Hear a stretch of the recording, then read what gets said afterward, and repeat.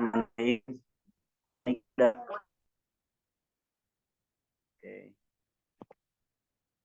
Bismillahirrahmanirrahim. Assalamualaikum warahmatullahi wabarakatuh. Waalaikumsalam warahmatullahi wabarakatuh. Alhamdulillah wa kafa wassalatu wassalamu ala sayyidil Mustafa wa ala alihi washabihi wa man wafa. Asyhadu an la ilaha wahdahu la syarika lahu wa asyhadu anna Muhammadan abduhu wa rasuluhu la nabiyya ba'da. Sayyidina Muhammad wa ala sayyidina Muhammad. Pertama-tama marilah kita panjatkan dan puji syukur kita kepada Allah Subhanahu wa taala karena alhamdulillah dapat kali ini kita berkumpul dalam rangka peserta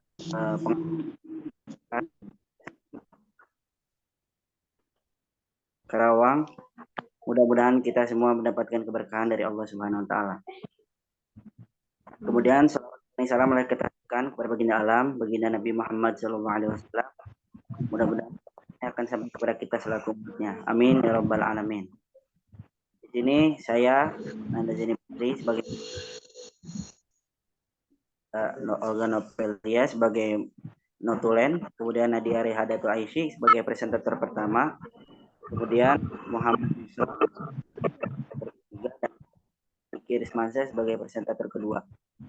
Baik adik-adik, kita mulai saja ya. Untuk kepada presentator pertama yaitu Teh Nadia Rehadatul Aisyah, waktu dan tempat silakan.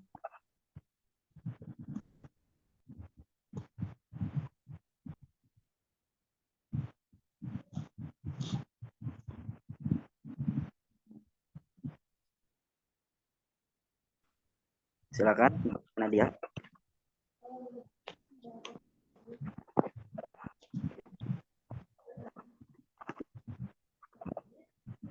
Terima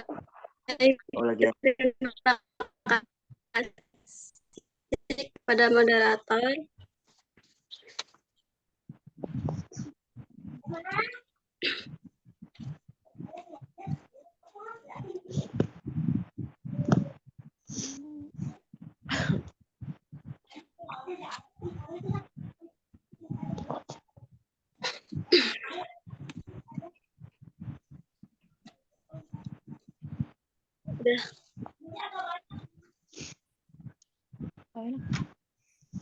Slide-nya. Baik, terima kasih. Di sini saya akan menjelaskan definisi tentang Al-Quran. Definisi tentang Al-Quran itu dibagi menjadi dua. Yang pertama menurut bahasa dan yang kedua menurut istilah. Yang pertama menurut Al-Quran menurut bahasa. Sebagian ulama mengatakan kata Al-Quran sudah mempunyai akar kata. Ia merupakan nama bagi kalam Allah atau kalam murtajal. Sebagian yang lain berpendapat Al-Quran berasal dari kata qara'a yaqra'u qira'atan wa qur'anan, yang artinya bacaan atau yang dibaca.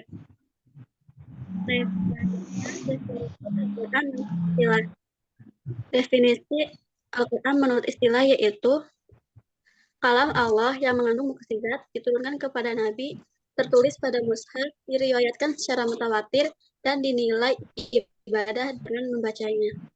Jadi teman-teman, kalau kita membaca Al-Quran itu akan dinilai sebagai ibadah dan akan dapat pahala. Selanjutnya Kak Niki.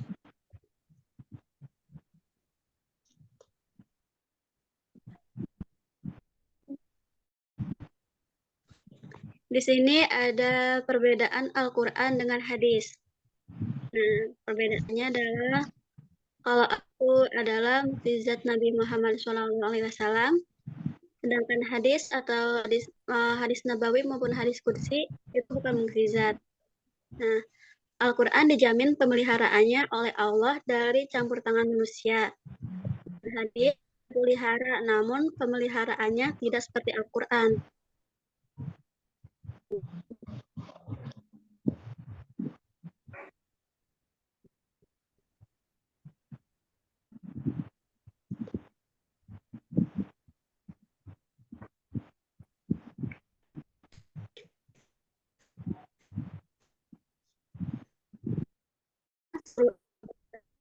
ahad dan mutawatir.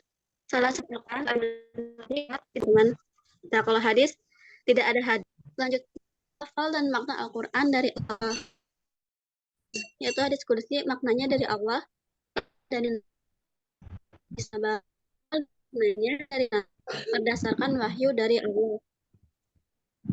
Membaca nilai ibadah, sedangkan baca hadis tidak dinilai ibadah kecuali dengan ilmu niat. Terima kasih. Selanjutnya Baik, saudari dia Hadatul Aziz. Yang tertua itu Niki Rismansyah, Bang Niki Rismansyah dan tempat, silakan.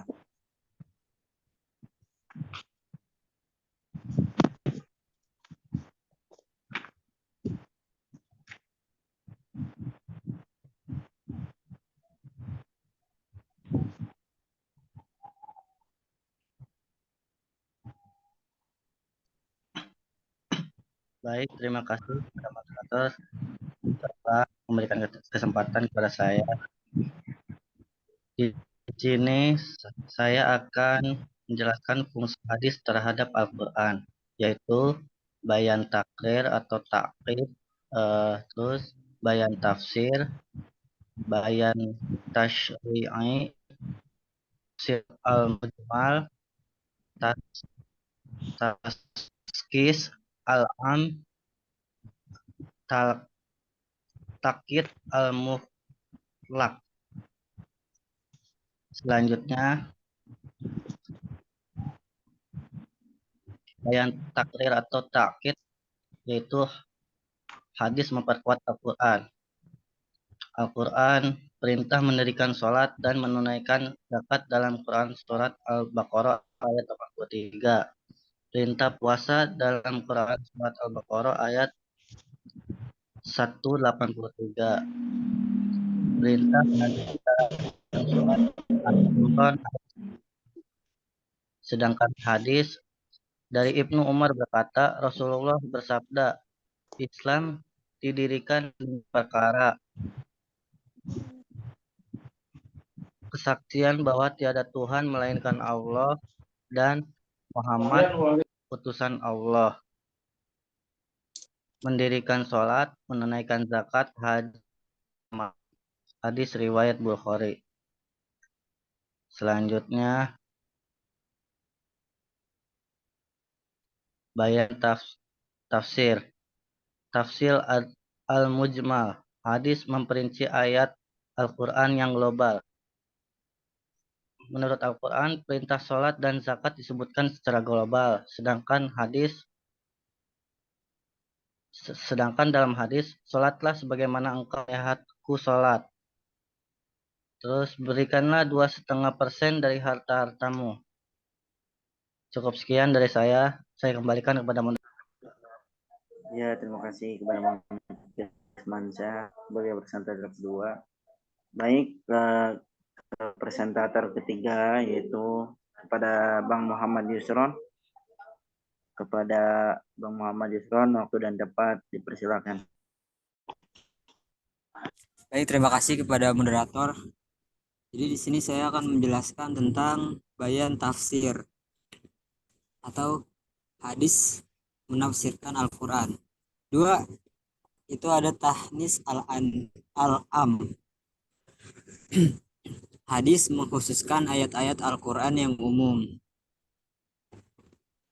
Dalam Quran surat An-Nisa ayat 11 dijelaskan bahwasannya anak kandung mendapatkan warisan. Namun di dalam hadis dijelaskan anak para nabi tidak mendapatkan warisan. Contoh hadisnya ada, nahnu mu'asyiral anbiya la nurasu ma taroknahu sadaqah. Kami para nabi tidak meninggalkan warisan. Apa yang kami tinggalkan adalah sedekah. Kemudian ada lagi, anak yang membunuh orang tua tidak mendapatkan warisan. La yarisul qatilu minal maktuli syai'an. Pembunuh tidak dapat mewarisi harta pusaka.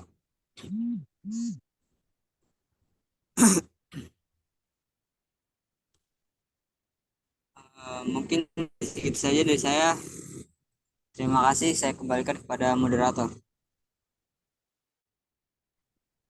Mohon izin kepada Teh Olga Napelia untuk presentasi terakhir.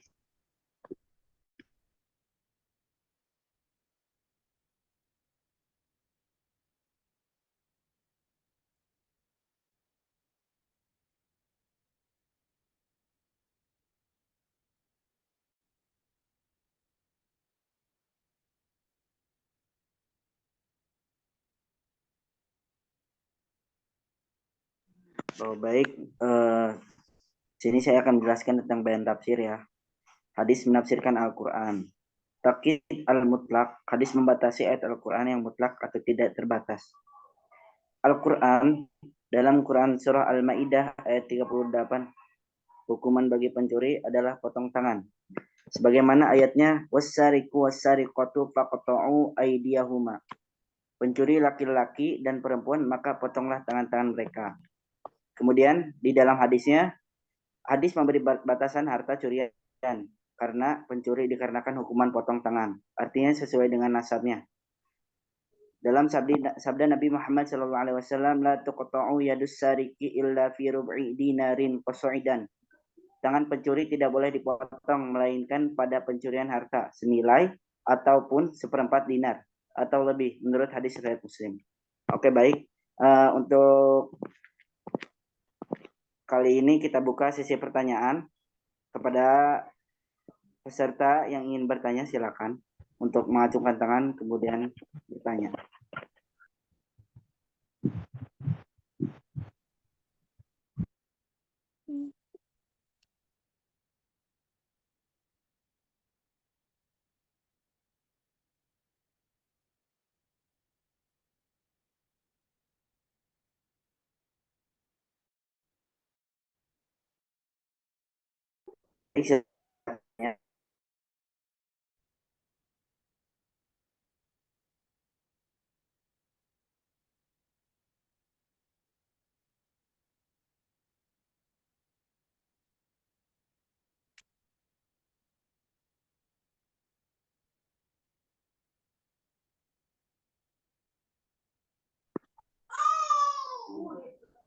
Bagaimana Teh Nadia, jika tidak ada pertanyaan apakah kita turun?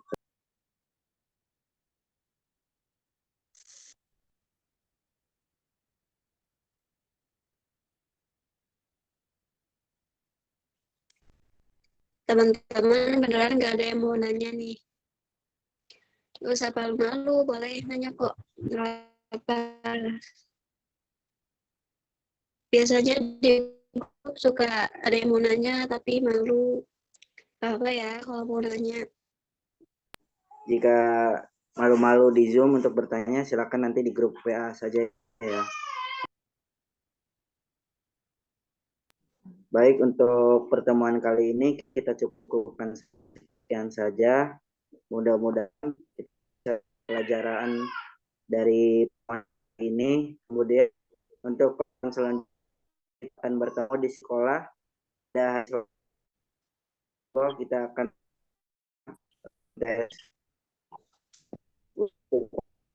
membaca kafaratul majlis. Subhanakallahumma wa bihamdika asyhadu an la ilaha illa anta astaghfiruka wa atubu ilaik. Assalamualaikum warahmatullahi wabarakatuh.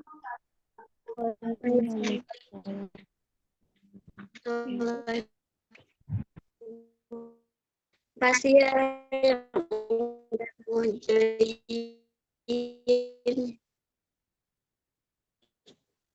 Ya, terima kasih teman-teman. Kurang lebihnya mohon maaf, pasti banyak kekurangannya. Gak apa-apa. Itu udah di record belum? Udah ya.